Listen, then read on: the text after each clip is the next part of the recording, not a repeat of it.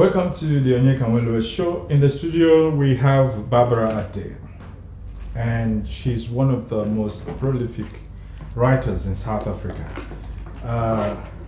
Her first book is In Tangier We Killed the Blue Parrot,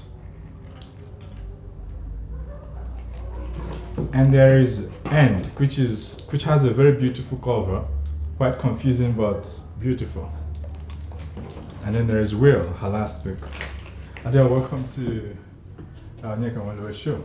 Thank you very much. I'm so happy to be here. And we have been having conversations off TV for a while, and you're an amazing talker and listener. Wow. And I would like to talk about Will. What inspired Will? It's quite, I suppose what inspired it was, number one, it's set in an airport. And I think that's how we connected, Onyeka, when you said, I wrote an airport book, and I said, so did I. But anyway, it's set in an airport, which I've been to that airport. And I had to be in that airport for like 12 hours or something because I was waiting for a connection. A connection to where? A connection to, we were going to Panama City. And so it was like we had to wait, and it was Charles de Gaulle in Paris. And I looked around, it's a weird airport, Charles de Gaulle. Yeah. I mean, it's like very discombobulating and alienating. Mm-hmm. And I looked around at all the people and I thought, what is that person's story? What is this person's story? What's going on? Yes. So I thought, I'm going to set a story in an airport. Then I met this guy who was German in Namibia. And he said he came out from Germany when he was 30 or something. And he got on a plane, he stayed in Charles de Gaulle Airport for 24 hours, and then he carried on to Namibia. He had a one-way ticket to Africa. So I thought, actually, Africa's got many stories as well. And we think in stereotypes. We think this person looks like that, therefore they are like this. This person is like that, therefore they are like this. And Africa, the same thing. Africa's one country, people don't think that they... so I thought, actually, I'm going to make a book of many stories set in an airport. And when this idea came to you, how long did it take you to finish writing the book? Long. How long? Probably about 4 years. Wow. Yeah. Not because I don't write every day. And because I used to write a lot more when I was in the rural areas. I now don't, I write in Joburg. But it took long. Have you made any concerted effort to reach out to Lufthansa and say, hey, I've advertised your airline in my book? I haven't, Are you a media person? I should get into, I should do that. What a good idea. Yeah, because I didn't even think about it. This could serve as in-flight entertainment. Yeah. So I find stories like this quite fascinating because they also, I like sitting at the airport myself. And my other book, The Beginning of Everything Colorful, is set in an airport. I do, absolutely. Two people waiting for a connecting flight to Tokyo. And they are arriving the same day. The Prime Minister is having a speech and stuff like that. I find your writing quite, I wouldn't use the word innovative, but last time I asked you if you've read V.S. Naipaul. Yes. Your The writing Bend is, in the River, yeah. Yes, your writing is quite easy going, simple. Is it conscious? I don't know. I think about it quite a lot. And I think about what the words are going to be and putting them together. And how I write is I just write like this, and then I go over it and over it and over it. So it's a conscious effort to make it sound like as it is. Yeah. So it is. Yeah. Among these three books, which is your favorite child? I think the last one. Yes, it was my favorite one. I think you're one of the few writers who boldly can say this is my favorite. Okay. So are you able to read any excerpt for me? Something where you find quite that you think that viewers can listen to and want to buy the book? I can. Very short one. Yes. Okay. Well, I'll just read 2 or 3 paragraphs. Okay. And this is from one of the stories of one of the people. In fact, let me read a paragraph of how it's written, and then then a paragraph from the story. Volker walks slowly, and sometimes he walks fast across the airport concourse. His speed and the way he moves depends upon the speed of the other people who also walk. Some walk fast, they almost run, as if they have somewhere to be. Others meander, wander, as if they have no purpose, no reason. Do we all have no reason? I am born and I die, and the reason for being in this airport is that I am alive. I am alive, so I may as well be in this airport, walking. Skip. Claudine has very white teeth. They are stained by a tooth whitener, and Urzert's replication of Colgate, and the skin on the underside of her bare arms is dappled, the lighting of the aeroplane, or possibly cellulite. She prefers to think that it is the lighting of the aeroplane. Claudine often wonders why she cannot be called Claudette. The name seems to have a bolder ring to it. The name Claudine suits a cat rather than a woman, but unfortunately, when it came to recording her name in her identification papers, the autocratic machinery of the German government made a mistake. There was nothing she could do about it. Interesting. Claudine is a transgender person. Okay. That's why she does. That's why she changed her name. Yeah. I found out online you have a deep connection to the LGBTQ community. Yes. I wrote for Queer Africa 1 and Queer Africa 2 stories in both of those anthologies. Yeah. I mean, I wouldn't say it's a deep connection, but I do a lot of work with those communities. Yeah. I did a lot of work with the transgender organization as well. Okay. And what is the reaction of people when you tell them you're South African? They say, what? And I say, I'm South African. They say, were you born there? No, you couldn't have been born there. And I say, no, I was. So I think they often get surprised because... Your passport is South African. Yes. Yeah, well, yes. So they are a little shocked. They're quite shocked. They always think, oh, don't you have connections in Europe? No. Or what about Japan? Yeah. Well, what about Japan? Exactly. I've got the Japanese. I wish I had connections in Japan. I love it. I love Tokyo. Yeah. Yeah, because I think there is a sort of misconception about identities that we don't always have to control people from doing. What do you think? Was it difficult for you to get your books published in South Africa? The first 2 were quite a long time ago. The Tangier one was in 2007, I think, or 5. I'm not sure. That's a reprint of it because it was doing well, and it's got some nice articles about it in the Commonwealth Journal and whatever. So I reprinted it. So the first one was easy to get published. The second one, I think they published on the strength of the first one, because that one was nominated for the Sunday Times Prize. Yeah, it's well written. Yes. Oh, thank you. It's well written.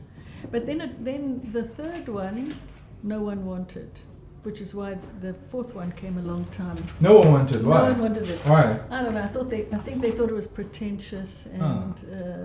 I don't know, but they didn't want it. So I put it in the drawer and started the fourth.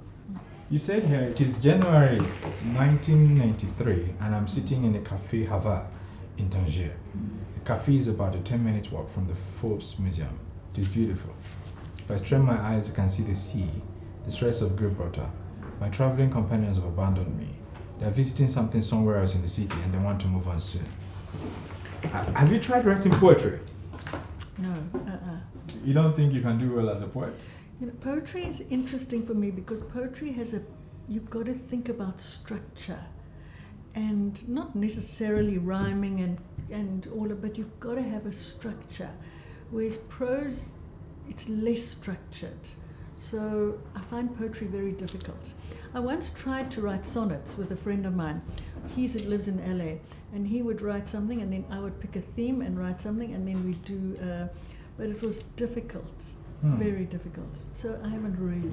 Yeah, but your poetry, your prose is poetic enough. Yeah, thank you. And I think I'll stick to prose. Yeah. So it's what are the efforts? What are the efforts you're making to get all your books to Europe and the rest of the world? What are you doing about that? I'm not very good at that. I mean, I went to a book thing the other day and there was like posters and banners and this and then I thought, oh my goodness, I'm not good at that.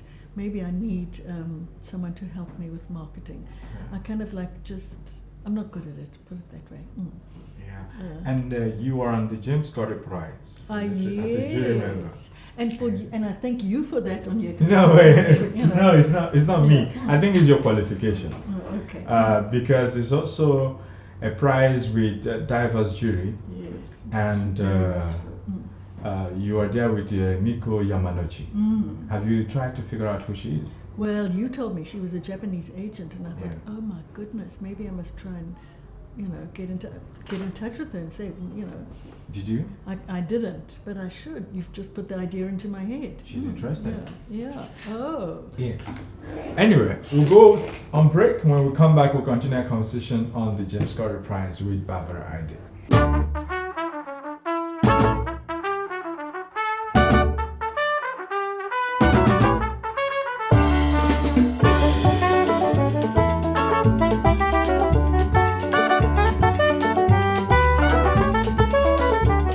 Welcome back to the Onyeka Nwelue show. In the studio, we still have Barbara Adair, the author of 3 fantastic novels that you must read.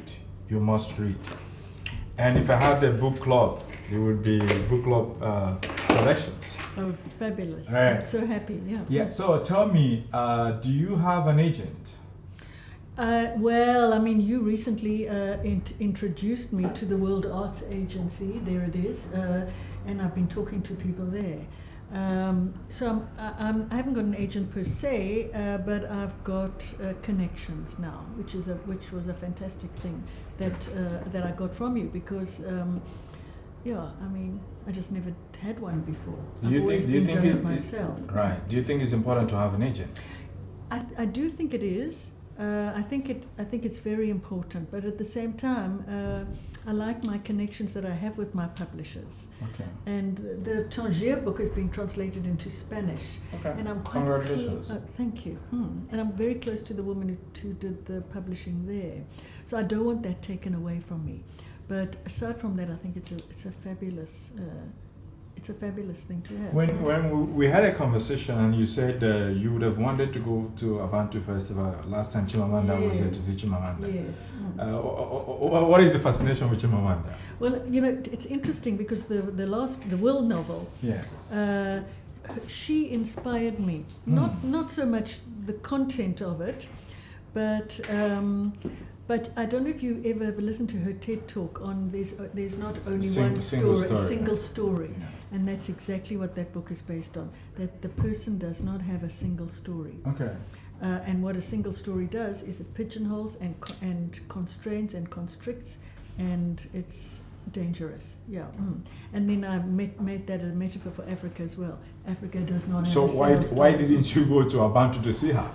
Well, I wasn't. It's very interesting. I wanted to go, looked on the website, then thought, okay, how do I get there? Because I don't drive, so I catch an Uber, blah, blah. And then I read, no, I wasn't allowed. What do you mean? And I thought, is that because of my age? And then it was because of my race. No white people were allowed there. So I didn't go. And what do you think about no white people are allowed to Abantu Festival? What do you think about it? I mean, it's a loaded question in South Africa. I think there is such a thing as white privilege, and I do understand that I have it. But at the same time, to be denied access to such, not valuable, what's the right word, to such inspiring authors like Chimamanda, I think was quite harsh in relation to race. I don't know. Did you make your observations or opinion known to the organizers of the festival? No, I didn't. Yeah, I'm a shy person on your account. Do you think other white people, I don't like calling them white people. Yeah. I don't like calling it white people. Do you think people of your race have made any effort to tell the organizers, say, can you allow us to come to this festival because we are really interested to meet the authors? I must be honest, I don't know. I don't know. It's not a conversation that you people have among yourselves. No, I mean, it's not a conversation that I've had with anybody. Maybe people do, but I certainly haven't had it. Yeah, I just thought, oh, I'm disappointed. Well, what can I do? But then also, what would you say if somebody organizes a festival and says, I don't want black people to come to this festival? Well, I would be very, very, I would be affronted, even though I'm not a black person, because I think, well, you can't. It's like saying no Jews, no homosexuals, no transgender people. I don't think you can exclude. You can exclude people because they're fascist, because they're racist, because they're homophobic, but you can't exclude them particularly because of one aspect of them. That's my view. Yeah. Moving forward, are there plans to have your books read quite cinematic? Are there plans to have them translated onto the screen? It's an interesting thing that you say that, because the second one, End. At one time, I was trying to write screenplays myself, and I did a screenplay for End because it's based on a movie. It's based on the movie Casablanca. Wow. So I think it would be a brilliant movie. There isn't anything planned, but wow, would I be happy if something was? Yeah, there is a filmmaker here who might be interested in it. Well, there we go. And I mean, it's based on Casablanca, the iconic war movie. Yeah. So, and it's set in Joburg and set in the war in Mozambique. So I think it could be a fantastic movie. So after Will, what is the next thing?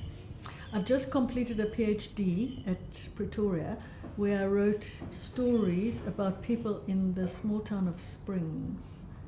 There are many people there and there are many immigrants from Asia, from Africa, from all over the place. And I wrote stories and linked that to the space that they're living in, the buildings, because they've got the most beautiful Art Deco buildings in Springs.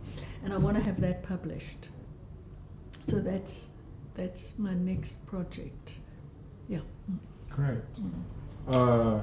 Your love for Chimamanda, does it translate to loving Nigerians? It's an interesting thing, because people say I always say to people, I want to go to Nigeria, I want to go to Nigeria, I want to go to Lagos, and they say, oh my goodness, you'll need a minder, you'll be very, very, be swept away by the traffic and the people and this and that, but I want to go. So I can't say whether I love Nigerians, because that's like too much of a broad thing, but I want to go to Nigeria. And what other Nigerian authors have you found interesting? I love the guy who wrote The Fisherman. Chigozie. Yes, yeah, I love him. I love Chimamanda. Clearly, I love Things Fall Apart. Yeah. Chinua Achebe. Yeah. So, I mean, I haven't read a lot, but I think Nigerians are at the forefront. In fact, when End was on the Commonwealth Prize list, the woman that won it was a Nigerian woman. They always win. Yeah, they always win, exactly. Maybe I shouldn't like Nigerians. I should dislike them. Yeah. They always win. And you've heard of the hashtag. You've seen it. The hashtag Nigerians must go. Have you seen it? No. Oh, there's been a hashtag Nigerians must go. Zimbabweans must go from South Africa. Oh, like that whole xenophobic time. That's where we met. No. Recently. Oh, now. Yeah, recently. Okay. Yes. Yeah. Yeah. Okay. So, what is your take on that? Should we go?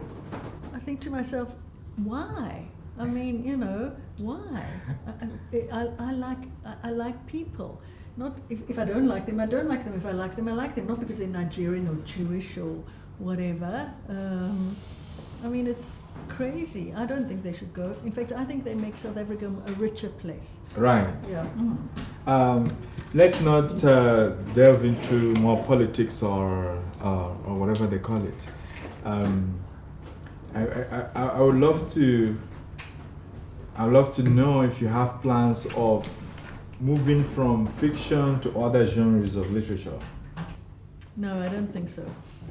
I called my novel, or whatever you want to call it, that I wrote about springs, I called it ethnofiction. Ethnofiction. Because I did speak to people. So I would meet you, let's say, walking down the street in Springs, and I'd say, hi, and I'm Barbara, and you'd say, I'm Onyeka, and you would tell me two things about yourself, and then I'd go away and write your story. So it's really fiction, even though I've met you. And I don't mind, I quite like ethnofiction, where a person, they inspire you to write something. But I don't think I'm going to go into fact and, no. Mm-mm. It's not really I find facts quite boring. The South African literary landscape, how would you describe it at the moment? I think there's some fabulous authors out there. But I also Can you think mention names of authors you want people to read? I love Nakane. I mean, I think he's fantastic. Nakane, Piggy Boy? Nakane Tuare, Piggy Boy. I love that. I thought it was superb. I love Zukiswa Warner. Wow. But I also think there's some not so good things out there. I love Nick Mhlongo. Yeah. But there's some bad stuff out there. I think because there's just people are pushing to publish lots without being too discerning. So I think there's some not so great, but there's some brilliant. Yeah. So and there was a literary award that was criticized recently for being all white. Which one was it? Yes, I remember reading about it, and they nominated all white authors. Yes. And the jury was all white. Yes. Yes. Okay. And then the black authors got angry. Yes. But there was also a Bantu festival. Well, exactly, and you kind of think, oh, okay. I mean, I understand history, and I understand privilege, and I understand all of that. I think, but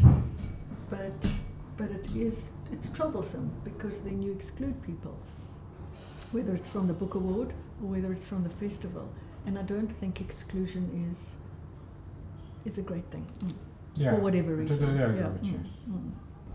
Are there other authors that you admire who are not South African or who are not African? Who are not? I mean, I read a lot. What have I just finished reading? Well, I'm reading the Andrew Harding book at the moment. He's a South African. He's not a South African guy. It's called These People Are Not Gentle. It's superb. Oh yeah, yes. I think it's been made into a film. Oh, is it? Okay. Yeah, okay. I think so. Okay. It's about that lynching. Yes, the village. Yes, reading that, but I read. I mean, I'm diverse in my reading. I love Michael Ndayike. Yeah, from Sri Lanka.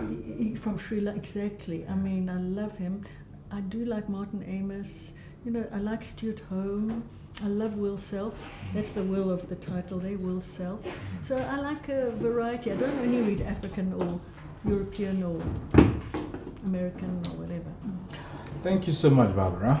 Thank you very much for having me on the show. Thank you so much. And we will. And I still have these books if you want to get them on anywhere. An end to the show. This is the end of the Onyeka Nwelue show. Keep reading.